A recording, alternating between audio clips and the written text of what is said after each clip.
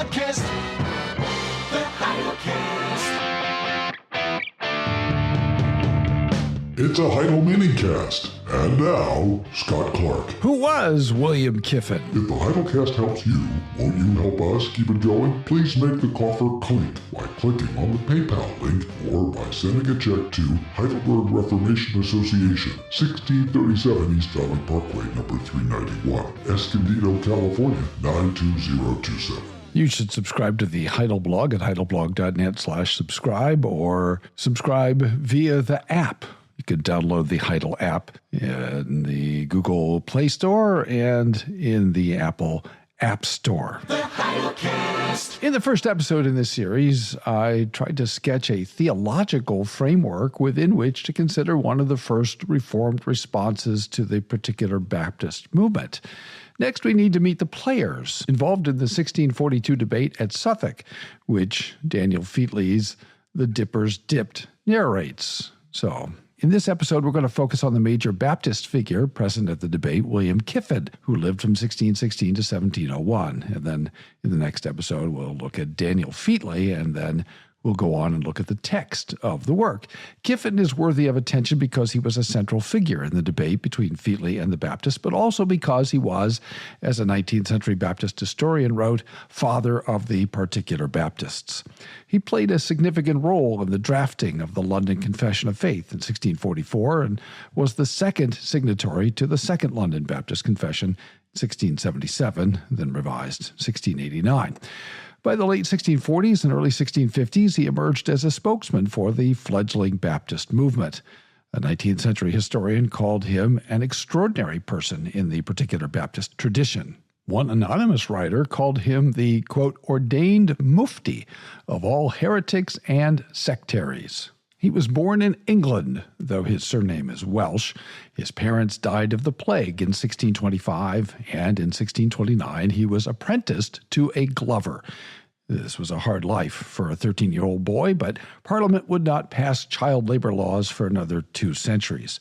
2 years later, he ran away from his master. While he was free, he found himself in St. Anthelon's Church. There he heard a sermon by Thomas Foxley, which the Lord used to convict him that he should not have run away, so he returned to his master. As a young man, he heard some notable preachers in London. For example, Louis du Moulin, who lived from 1606 to 1680, who was the son of the famous French Reformed theologian Pierre du Moulin, who died in 1658.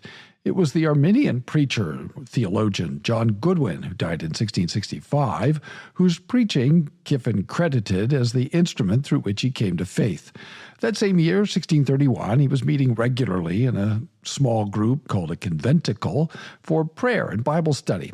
As an orphan without a wealthy sponsor, theological education was impossible, but according to historians, he became skilled and knowledgeable in the scriptures. Because of his Arminianism and perceived sympathies with aspects of Romanism, the appointment of William Laud, who lived from 1573 to 1645, as Archbishop Canterbury, created something of a crisis for a number of people in the Church of England, and Kiffin was among those. By 1638, he separated from the Church of England for the, quote, congregational way, close quote. Heidelcast. The pastor of the congregation where he settled, Samuel Eaton, who died in 1665, was in prison for his nonconformity to the state church, and young Kiffin was invited to preach in his place. By 1642, he left the Congregationalists and joined the fledgling but apparently fast-growing Baptist movement. As mentioned, he was a framer and a signatory to the London Confession of 1644. Throughout the rest of the decade and into the early years of the next, he, as one writer has it, emerged as a spokesman for the movement. He became an active writer opposing the radical Fifth Monarchy movement and John Bunyan's practice of receiving at communion those who only had an infant baptism. Kiffin had what today we might call a remarkable tent-making ministry. The apprentice Glover grew up to become a successful leather merchant. He not only became a member of the, quote, worshipful Company of Leather Sellers, the ancient guild, but eventually, in 1671, master of that guild. He was so successful in business that he had leisure not only to conduct an ecclesiastical ministry, but also to be elected to Parliament and sit, as the English say, or serve, as Americans would say, as the member for Middlesex for 2 years between 1656 and 58. He became an active supporter of the parliamentary cause in the English Civil War, donating horses and funds and even being made a captain and lieutenant colonel in the London militia. He would use his wealth, connections, and influence to help win the release of some general Baptists, as distinct from the particular Baptists, Kiffin's wing of the movement, who had been arrested for participating in conventicles or small groups.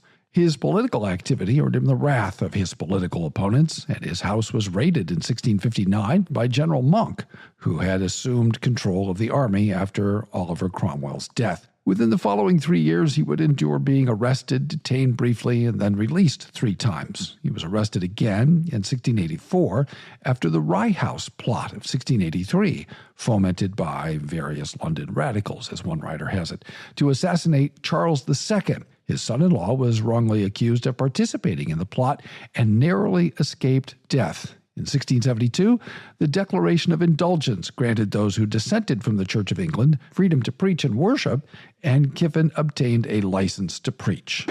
Ladies and gentlemen, Scott Clark. The Hydrocast. He outlived his son William, who died in 1669, his daughter Priscilla, who died in 1679, his wife Hannah, who died in 1682, and 2 of his grandsons, who were put to death for participating in the failed Monmouth Rebellion of 1685, in which James Scott, Duke of Monmouth, who died in 1685, and illegitimate son of Charles II, sought to take the throne in place of James II. His last years were as turbulent as the rest of his life.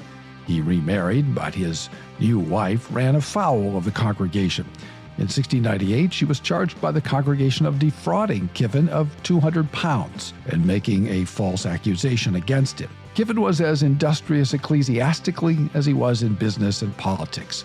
Between 1644 and 1660, he worked to gather and organize congregations into Baptist associations. He became a sort of superintendent of the new movement. His longest written work was his response to John Bunyan's practice of admitting to communion those who had not been rebaptized or baptized as a believer. Thanks for listening. Tune in tomorrow for more from the Heidelcast, brought to you by Heidelberg Reformation Association.org.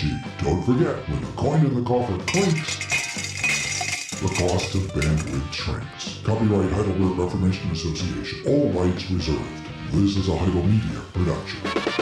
The best podcast